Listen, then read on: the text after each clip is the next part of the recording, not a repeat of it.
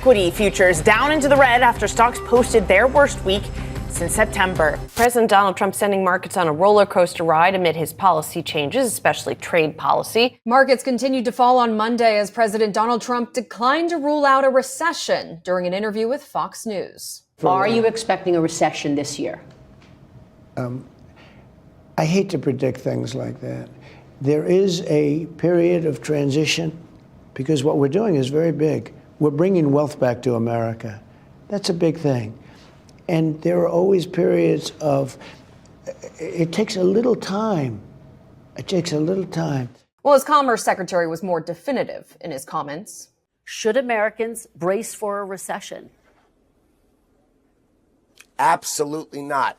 Anybody who bets against Donald Trump, it's like the same people who thought Donald Trump wasn't a winner a year ago. Donald Trump is a winner. He's going to win for the American people. That's just the way it's going to be. There's going to be no recession in America. Markets have been reeling in recent weeks as investors worry about the impact the president's tariffs could have on U.S. consumers and the economy as a whole. The extent of the tariffs continues to take shape. Last month, Trump announced he would impose 25% tariffs on Mexico and Canada. He then delayed the levies for a month, taking effect Tuesday of last week. On Wednesday, he offered tariff relief for American automakers for 30 days.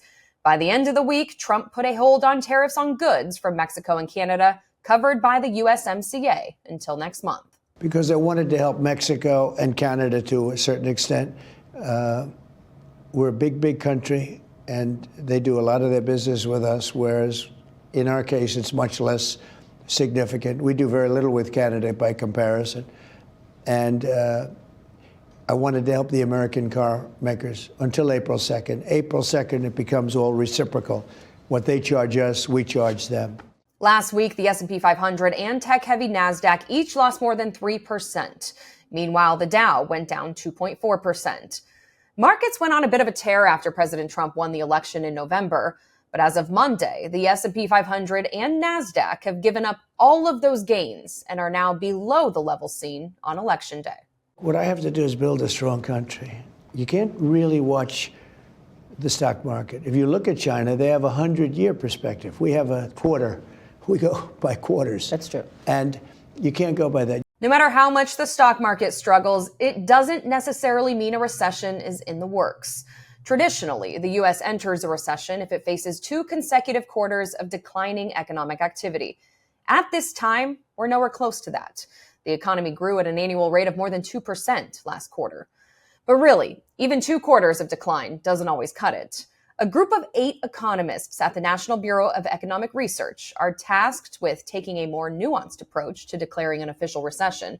The folks who make that decision say a recession involves a significant decline in economic activity that is spread across the economy and lasts more than a few months. Currently, you're not seeing that full-throated warning that a downturn is in the offing. Some headlines point to concerns. Newsweek cites economists being increasingly worried about a recession.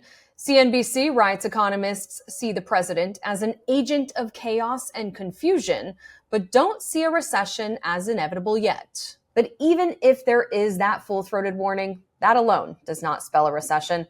Remember that in 2022 and again in 2023, many economists fully expected the U.S. to enter a recession that never happened.